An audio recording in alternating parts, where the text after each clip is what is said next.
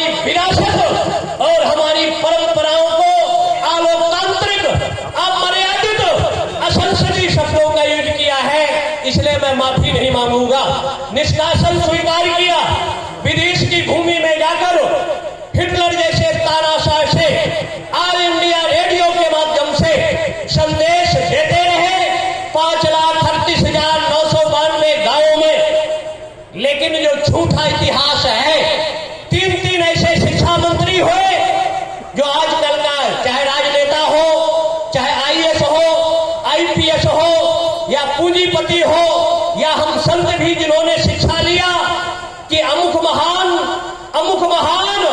लेकिन शिवा को नहीं बताया, राणा को नहीं बताया, तत्या टोपे को नहीं बताया, रामकृष्ण, दुर्गा, शिव, हमारे सनातन के मानबिंदु आस्था के केंद्रों को न शिक्षा में स्थान है, न उनकी महिमा, गरिमा, गरिमा का मंडन किया गया। जिसके दिमाग में वही भरा है, तो शिक्षा प्रणाली में परिवर्तन की जरूरत है। एलकेजी से जब हम शिक्षा में सुधार करेंगे और नया जनरेशन को सनातन के वजूद, अस्तित्व, मर्यादा को बताएंगे। लेकिन जैसे एक पार्टी है, उसमें करोड़ों बैक्टीरिया है, उन बैक्टीरिया से निपटने के लिए अगर हम चिकित्सक के पास जाते हैं तो चिकित्सक कहता है इस बाल्टी के जल को छान दो। छानने के बाद भी उसमें बैक्टीरिया रह जाता है। दूसरा कहता है इसमें थोड़ा सा केमिकल डाल दो। और तीसरा उसका निदान है कि पर्याप्त मात्रा में अगर केमिकल डाल दिया जाए तो उनके विषाणु और जड़ें समाप्त हो जाएगी।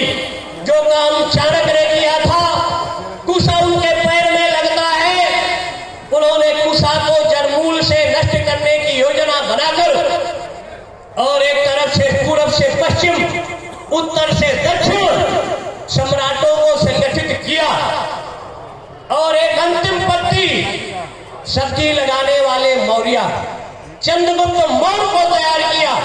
उनकी आभा, प्रभाष, प्रभिदा और उस समय नंदवंश का साम्राज्य जो गुरुकुल के शिक्षकों का, मतलब चाणक्य के पिता चंडी का गला कटवा देता है, जेल में डालता है और यातनाओं की इतश्री करता है। ऐसी विषम परिस्थिति में उन्हीं के बीच के व्यक्ति को तैयार करता है।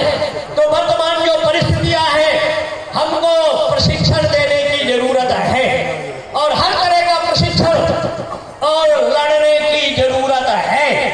जहां तक कोर्ट कचहरी घबराने की जरूरत नहीं। हम लोग धार में गए, एक दिन में 12 से मुकदमा हमारे पर हुआ। उड़ीसा में गए, ईशानेश्वर मंदिर है, 3 से मुकदमा कर दिया। नेपाल में हम गए, कहीं प्रवेश नहीं करोगे, 500 मुकदमे हो गए। तो मुकदमों से हमको डरना नहीं चाहिए, संघर्षों से हमारा नाता रहा है। और जिस विरासत को आचार्य शंकर ने पद यात्राएं करते हुए भारत को एक सूत्र में जोड़ा था, आज हम उस परंपरा के संवाहक हैं और सब में उन्होंने अद्वैत दर्शन, ये कुंभ हमारी एकता का सबसे बड़ा परिचायक है। समाज के संगठन में, समाज के सुधार में, और जब यहां दुनिया में संसाधन नहीं थे, मीडिया नहीं थी, तब भी इस कुंभ का संदेश हमारे ज्ञानामृत के माध्यम से, आज से नहीं, 14वें मनवंतर के 28वें देता में याज्ञवल्क्य और भरद्वाज ने क्राइम और जराइम की दुनिया का रत्नाकर को महर्षि वाल्मीकि बनाकर परिवर्तन का सूत्रपात किया था।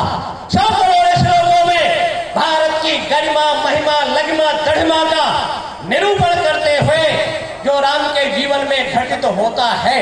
भगवान राम इस देश के गृहवासी, वनवासी, आदिवासियों को, और अगर देखा जाए तो पूर्वोत्तर भारत की चीफ मिनिस्टर उन्होंने ताड़का को बनाया।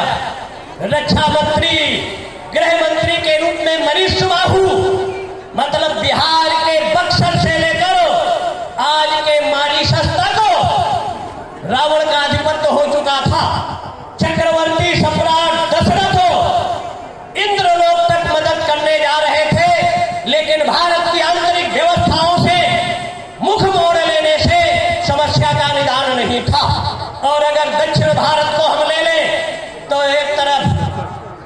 चित्रकूट से लेकर मध्य प्रदेश, छत्तीसगढ़, आंध्रा, तेलंगाना, महाराष्ट्र, केरल, कर्नाटक, गुजरात और राजस्थान, यहाँ का आधिपत्य शूर्पणखा खरदूषण 14,000 सैनिकों से लेकर कुछ भाग बचा था। उन परिस्थितियों में कैकेयी ने राम को अस्त्र शस्त्रों का प्रशिक्षण दिया था। तो आज जगाने का काम हम लोग हरिद्वार का कुंभ था 2010, वहां से और उसके पहले से भी प्रारंभ किए और तत्कालीन परिस्थितियों में हमको विधर्मी तो बाद में है, पहले अपने लोगों से ही संघर्ष करना पड़ेगा। जैसे कृष्ण ने मामा कंस से संघार किया, मतलब लड़ाई लड़ी और संबंधों की परवाह न करते हुए मामा का 3 से 2 किया था। तो जो हमारी परिस्थितियों में अपने लोग बाधक हैं, पहले उनसे हमको 2-2 हाथ करना होगा। 2003 अलीगढ़ के दरौली की घटना है। एक 18-20 साल का जाट का लड़का था, वो आरी लेकर जा रहा था और एक मुसलमान के हाथ में लग गया, आधा कट गया। 15-20 मुसलमानों ने घेर लिया, कहे ये करेंगे, ये करेंगे, ये करेंगे, चलो। कहे चलो, कहाँ चलना है? और जब ललकार के बोला, कहे मैं डरता नहीं, तो धीरे धीरे वो 20 खसक गए। इतनी डरपोक ये कौम है, बशर्ते हमको दृढ़ता, एकता और अगर हथियार भी नहीं है तो हमारे यहाँ प्रशिक्षण के कई बिंदु हैं। ये 2 उंगलियां हैं या ये मुक्का है, ये मस्तक में मारो, 2 मिनट के अंदर राम नाम सत्य हो जाएगा। अगर इन उंगलियों से गले के नीचे 2 नसें हैं, दबा दो तो 3 सेकंड के अंदर व्यक्ति का राम नाम सत्य हो जाएगा। अभी हम सब कुछ समय पूर्व लगभग 8 दिन पहले त्रिपुरा में थे। बांग्लादेश की परिस्थितियों पर लगभग 5-7 लाख लोग तैयार हैं, ज्यादा नहीं। बांग्लादेश की परिस्थितियों का विभाजन होगा। वहां 17 करोड़ की आबादी है और 17 करोड़ में 1 करोड़ 30 लाख सनातनी है, और लेकिन सब नपुंसक और हिजड़े हैं। कश्मीर का हम याद करते हैं, लेकिन ये किसी ने हथियार नहीं उठाया, एक चाकू नहीं उठाया। तो अगर हमको मरना ही है तो जितना शरीर में शक्ति है, 2-4 को मारकर अगर मरोगे तो दोनों पुरुषों के सूर्यमंडल भेदनो परिव्राज से हम सूर्यमंडल का भेदन कर, क्योंकि हमारी आत्मा शाश्वत है, अजर अमर अविनाशी है। जातस्य धो मृत्यु धो जन्म मृतस्य का, हमारा जन्म है तो मृत्यु है, लेकिन हमारी आत्मा शाश्वत है। उसको न शास्त्र भेदन कर सकता है, न जल गला सकता है, न अग्नि जला सकती है। इसलिए हम अपने को अविनाशी मानकर और युद्ध के मैदान में अर्जुन जैसे कई साल तैयारियां किया, लेकिन जब अपने बंधुओं को देखा तो युद्ध से विमुख हो जाता है। तो भगवान कृष्ण ने 7 श्लोकों में गीता का संदेश देकर अर्जुन को जगाया, मतलब युद्ध के लिए तैयार किया। तो वही स्थिति हमारे सनातनी हिंदुओं की है। हम कट रहे हैं, मर रहे हैं, लेकिन मोह निशा सब सोवन हारा, देखें स्वप्न अनेक प्रकार। जो अनेक तरह की विचारों को हम आत्मसात करते हैं, इसलिए हमको प्रशिक्षण लेने की जरूरत है। और जहां तक सरकारें, हिरण्यकश्यप को वरदान था, हिरण्यकश्यप आते हैं और नरसिंहावतार होता है, लेकिन उनके वरदान को खत्म नहीं किया। रावण को वरदान था तो बहुत से संवैधानिक अधिकार उन विधर्मियों को मिले हुए हैं, लेकिन उससे काट निकालते हुए, जैसे उस समय वरदानों का काट निकालते हुए कृष्ण या राम या नरसिंहावतार ने काम किया था, तो संवैधानिक जो अधिकार दिए हैं, बहुत से काम होंगे, लेकिन कुछ कामों में टाइम लगता है। और उस टाइम को आधार लेते हुए सरकारें अपना काम करेंगी, लेकिन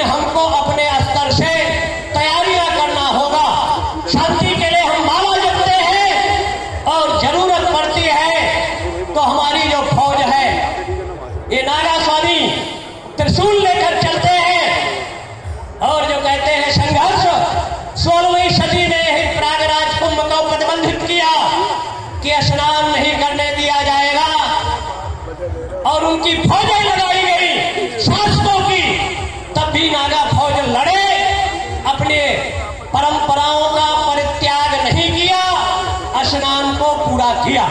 तो हम शाश्वत हैं, मरने से डरते नहीं, बशर्ते हम दुनिया में शांति चाहते हैं, सद्भाव चाहते हैं। लेकिन अगर सद्भाव से काम नहीं होता तो बाल्टी में पॉइजन डालकर उन बैक्टीरिया को हमको समाप्त करना होगा। फिर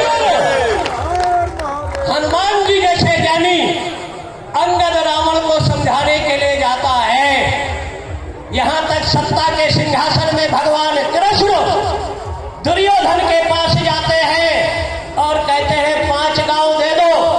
लेकिन सत्ता के मद में मदान्ध स्वार्थांध दुर्योधन ने कहा था, सुचक्रम न दास्यामि विना युद्धेन केशवा, सुई के नोक के बराबर नहीं दूंगा।